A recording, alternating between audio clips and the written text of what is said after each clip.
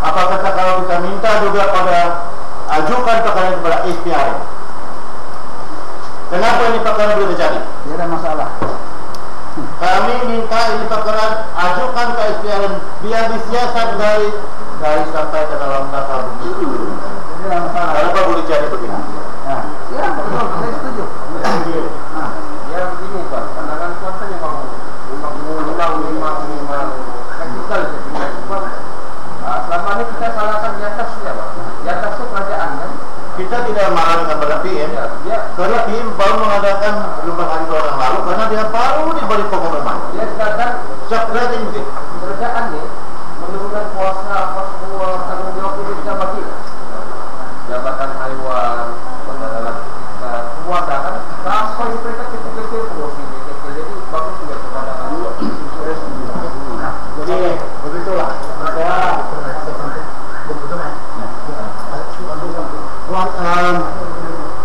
kembali lagi ya, isu soal tema. Saya rasa kebiasaannya action point itu memang ada masa dia.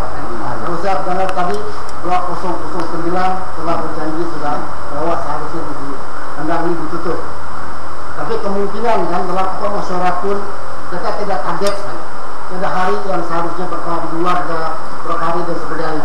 Jadi sebagai komite yang sudah ada, saya rasa seharusnya komite ini harus diform. Ada satu komite khas untuk bertindak. Yang kedua saya rasa harus ada kajian sih. Hari-hari yang sahabat berapa lama kita harus kami selesaikan ini buat tindakan sebagainya. Ada kalau macam begini, kalau kita panggil bila masa kita mau panggil never happen. Memang ada masalah.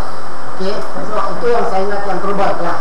So it's very important disputing. Jadi ketiga kalau boleh komite ini harus ada bersemuka dengan YB yang berkenaan, macam Datuk Rahim, Datuk Rosna dan Datuk Gulam sebagainya.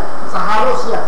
Jadi kita tahu apa yang tindakan sebagainya. Otherwise macam begini bukan sembilan wakil kita ini tidak boleh, tapi seharusnya berdepan dengan komite yang dilantik. Dan itulah saya minta kalau boleh komite ini harus di-form dengan segera. Target kita mesti ada dan meeting dengan pemimpin-pemimpin kita harus kita adakan. Jadi semua yang